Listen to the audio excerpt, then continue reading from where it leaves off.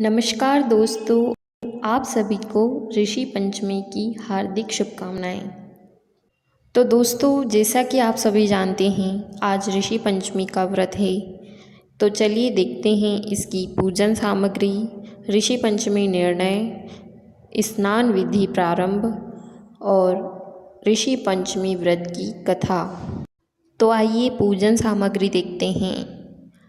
लटजीर, कुश, कलावा, चौकी या पाठ, गंगा जल, कलश, दीपक, पंचगण्य, पंचामृत, श्वेत वस्त्र, केले के पत्ते, 9 जोड़ी यज्ञोपवीत, सिंदूर, केसर, चंदन, चावल, फूलहार, दीपशलाका, धूप, कपूर, दीपक, नैवेद्य, फल, खीरा, नींबू, पान, सुपारी, गिलोरी, सुहाग, पिटारी, चूड़ी, शीशा, कंघी, बिछिया, नाड़ा, दोरा, सुरमा, मिस्सी, महावर की गोली, पकवान, मिठाई, शंख, घंटी, पूजन पात्र आदि। ऋषि पंचमी निर्णय। संपूर्ण पूजा में मध्याह्न व्यापिनी तिथि ग्रहण करनी चाहिए। यदि दोनों दिनों मध्याह्न व्यापिनी पंचमी हो, पूर्वयुता होनी चाहिए। जैसा कि माधवाचार्य ने कहा है कि सब जगह पंचमी पूर्वा ही लेनी चाहिए, जो कि निर्णय सिंधु में दियोदास ने ऋषि पंचमी षष्ठी युता कही है, वह मान्य नहीं है।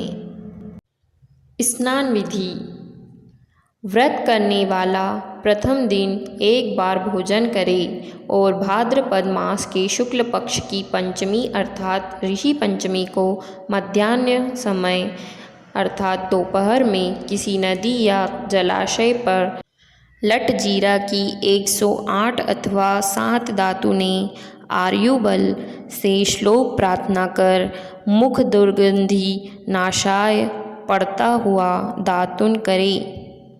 दातुन करने के बाद शरीर से मिट्टी लगाकर स्नान करें। लौकिक रीति से सिर पर लटजीरा की 108 या 7 पत्ती रखकर 108 या 7 गोतें लगाकर स्नान करें। तदंतर नियमानुसार नीचे लिखे विधान से ब्रह्मकुर्च विधि पंचगव्य गोमूत्र, गोबर, गोदुग्ध, गोघृत, गोदधि बनाकर प्राशन के लिए दाहिने हाथ में जल लेकर संकल्प करें। संकल्प करके तांबे आदि के पात्र में गायत्री मंत्र से गोमूत्र, गंध द्वार से गोबर, आप्यायस्व में दूध, दधि कावणों से दही, तेजोसी शुक्र से घी और देवस्यत्वा पढ़ ओम का उच्चारण कर स्त्रुवा आदि काष्ठ से मत कर 7 हरी कुशाओं से नीचे लिखे मंत्र पढ़ता हुआ पंचगव्य की 10 आहुति दे, अर्थात पृथ्वी पर कुश डुबो डुबो कर चुवाता जाए। इस प्रकार 10 आहुति देकर यत्वग्रस्थी मंत्र पढ़ ओम का उच्चारण कर पंचगव्य प्राशन करें। यदि हवन करने की इच्छा न हो तो आहुति देने वाले मंत्र का उच्चारण कर पंचगव्य प्राशन करें, परंतु बिना मंत्र पढ़े ही पंचगव्य प्राशन न करें। दोस्तों, चलिए अब सुनते हैं ऋषि पंचमी व्रत की कथा। राजा शुताश्व ने कहा कि हे पितामह, मुझे ऐसा व्रत बताइए जिससे समस्त पापों का नाश होवे। तब ब्रह्मा जी ने कहा, राजन, मैं तुम्हें वह व्रत बताता हूँ जिसमें समस्त पाप विनाश को प्राप्त होंगे। वह ऋषि पंचमी का व्रत है, जिसके करने से नारी जाति के तमाम पाप दूर होकर पुण्य की भागी होती है। इसके लिए तुमसे एक पुरातन कथा कहता हूँ कि विदर्भ देश में एक उनतक नाम के सदाचारी ब्राह्मण निवास करते थे। उनकी पतिव्रता नारी सुशीला से एक पुत्री और एक पुत्र का जन्म हुआ। पुत्र सुविभूषण ने वेदों का सांगोपान अध्ययन किया।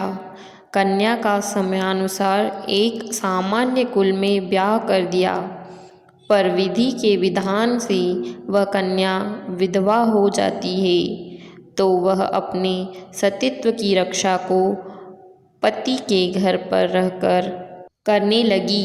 ब्राह्मण ने सपरिवार गंगा तट पर कुटी बना ब्राह्मण बालकों को विद्याध्ययन कराने लगे।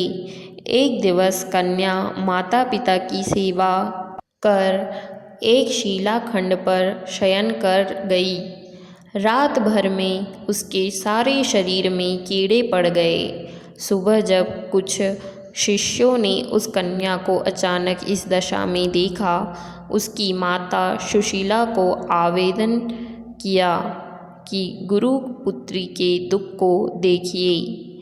गुरु पत्नी ने जाकर अपनी पुत्री की दशा देख के नाना तरह से विलाप करने लगी और वह पुत्री को उठाकर ब्राह्मण के पास लाती है। ब्राह्मण भी पुत्री की दशा देखकर अति विस्मय को प्राप्त हुए और दुखी हुए। तब ब्राह्मणी ने हाथ जोड़कर कहा, महाराज, क्या कारण है कि इस पुत्री के सारे शरीर में कीड़े पड़ गए हैं। तब महाराज ने ध्यान धर के देखा तो पता चला कि यह पुत्री 7 जन्म पहले भी ब्राह्मणी थी। तो एक दिन रजस्वला होते हुए भी घर के तमाम बर्तन भोजन सामग्री छू ली और ऋषि पंचमी व्रत को भी अनादर से देखा।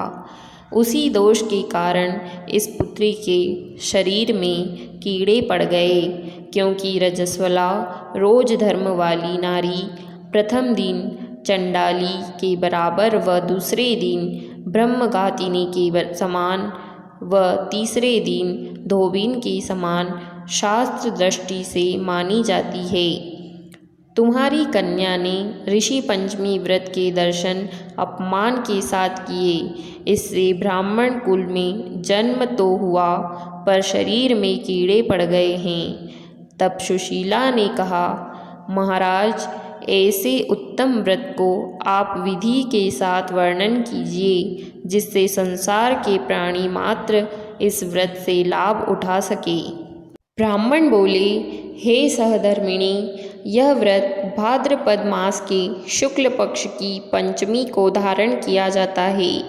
पंचमी के दिन सुंदर नदी में स्नान कर व्रत धारण कर सायंकाल सप्त ऋषियों का पूजन विधि विधान से करना चाहिए।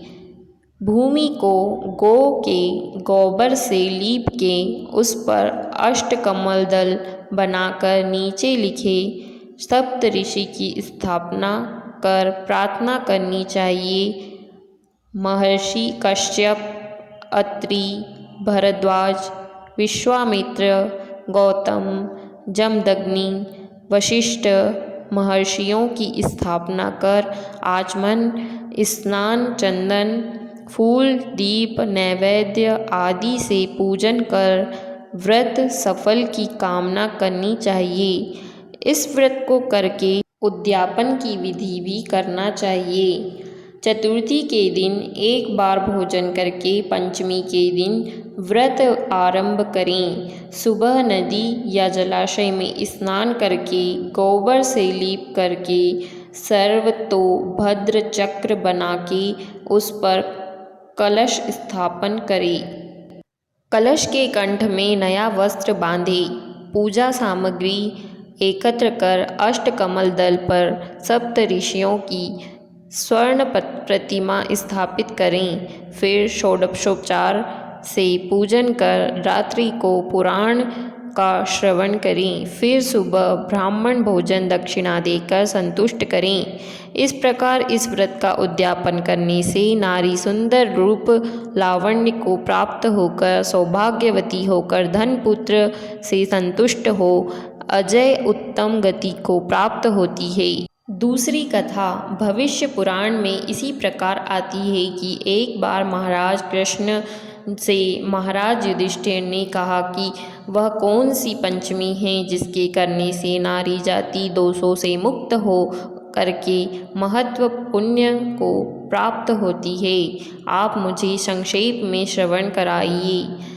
भगवान कृष्ण जी ने कहा, राजन, भाद्रपद मास के शुक्ल पक्ष की पंचमी को ऋषि का व्रत करने से रजस्वला से मुक्ति होती है, क्योंकि जब इंद्र ने वृत्तासुर को मारा था तब ब्रह्म हत्या का एक भाग नारी के रज में, दूसरा नदी के फेन में, तीसरा भाग पर्वतों में, चौथा भाग अग्नि में, प्रथम ज्वाला में विभक्त किया था। इससे हर वर्ण जाति की नारी को रजस्वला होने पर प्रथम दिन चंडाली, दूसरे दिन ब्रह्मघातिनी, तीसरे दिन धोबिन माफिक दोषी होती है। इससे उस दिन प्रति वस्तु छूने से अपवित्र होकर दोष होता है। इस ऋषि पंचमी व्रत के करने से वह दोष मोक्ष होकर नारी पवित्रता को प्राप्त होती है। हे राजन, विदर्भ देश में एक शेनजित नाम का एक राजा था और उसी राज में एक सुमित्र नाम का ब्राह्मण था। उसकी जयश्री नाम की पत्नी एक दिन कृषि कार्य में रहती रजस्वला धर्म को प्राप्त हो गई और वह समयानुसार भोजन प्रति वस्तु छूती रही। इस प्रकार समय पाकर दोनों पति पत्नी की मृत्यु हो गई। मरने पर ब्राह्मणी को कुतिया का जन्म हुआ और ब्राह्मण को बेल का जन्म लेना पड़ा। पर इन दोनों को अपने तप के प्रभाव से पूर्व जन्म की बातों का स्मरण बना रहा और यह दोनों प्राणी अपने ही पुत्र के घर पालित हुए। एक दिन पितृपक्ष में ब्राह्मण कुमार ने अपने पिता की श्राद्ध तिथि में विधि के साथ ब्राह्मण भोज रखा और अपनी पत्नी को स्वादिष्ट पकवान बनाने की आज्ञा दी। इधर ब्राह्मण पतोहू ने विविध पकवान, खीर आदि बनाकर तैयार की। भाग्यवशात एक सर्प ने उस खीर में जहर उगल दिया। यह हाल ब्राह्मणी कुतिया बनी देख रही थी, तो उसने सोचा कि अगर ब्राह्मण यह खीर खाएगा तो मृत्यु को प्राप्त हो जाएगा। इससे मेरे लड़के को ब्रह्म हत्याओं का भारी पाप लगेगा। इससे उस खीर को कुतिया ने जान के भी झूठी कर दी। तो वह बहू ने कुतिया को इतनी मार मारी कि उसकी कमर तोड़ दी और खीर फेंक के दूसरी खीर बना ली। फिर श्राद्ध कर सब ब्राह्मणों को भोजन कराया। रात को कुतिया ने जाकर अपने पूर्व पति बैल से दिन में होने वाली सारी घटना बताई। तो बैल बोला, प्रिय, तुम्हारे ही पाप के संसर्ग से आज मुझे बैल होना पड़ा और आज मेरे लड़के ने दिन भर मुंह बांधकर जोता है और अभी तक एक मुट्ठी घास भी नहीं डाली। यह सारी बातें छुपा हुआ ब्राह्मण बालक भी सुनता रहा, जिससे वह बड़ा दुखी हुआ और माता पिता दोनों को भोजन देकर वह रंज में वन चला गया। उधर ऋषियों को उसने दंडवत करके पूछा, महाराज, मेरे माता पिता कुतिया व बेल योनि में हैं, वह किस प्रकार इस योनि से छुटकारा पा सकेंगे? तो ऋषियों ने बताया, तुम्हारे माता पिता ने रजोधर्म दोष से कुतिया और बैल का जन्म पाया है। इससे तुम घर जाकर के विधि से उत्तम ऋषि पंचमी को करके उसका फल अपने माता पिता को समर्पण करो, जिससे वह इस योनि से मुक्त होकर स्वर्ग प्राप्त करे। मुनियों से विधि सुनकर ब्राह्मण पुत्र ने घर आकर विधि के साथ सर्वान्न सहित भाद्रपद मास के शुक्ल पक्ष की पंचमी को ऋषि पंचमी व्रत को किया और श्रद्धा से उस व्रत का फल अपने माता पिता को समर्पण किया, जिसके प्रभाव से वह इस क्रूर योनि से छुटकर दिव्य देव विमान पर आरूढ़ हो स्वर्ग को प्राप्त हुए। हे राजन, जो नारी इस व्रत को विधि के साथ करती है, श्रद्धा से सप्त ऋषियों का पूजन करती है, वह नारी भयंकर रजस्वला दोष से छुटकर शीघ्र ही धन, पुत्र, पौत्र आदि के सौभाग्य रूप को पाती है। इस व्रत को करना नारी जाति का मुख्य कर्तव्य है। इससे मन, तन आदि के दोष से मुक्त होते हैं। जो फल तीर्थों के करने, दूसरे व्रतों को करने आदि से प्राप्त होते हैं, वे इस व्रत से अनायास नारी जाति को मिलते हैं। हे युधिष्ठिर महाराज, इस व्रत का ऐसा महत्व है। तो दोस्तों, इस प्रकार ऋषि पंचमी व्रत की कथा यहीं पर समाप्त होती है। आशा करती हूँ आपको ये वीडियो अच्छी लगी होगी। अगर आपको ये वीडियो अच्छी लगी है तो इस वीडियो को लाइक कीजिए और हमारे चैनल को सब्सक्राइब कर लीजिए, जिससे आगे आने वाली ऐसी और भी कई वीडियोस का नोटिफिकेशन आपको मिल सके। अपना कीमती समय इस वीडियो को देने के लिए आप सभी का धन्यवाद। जय श्री कृष्ण।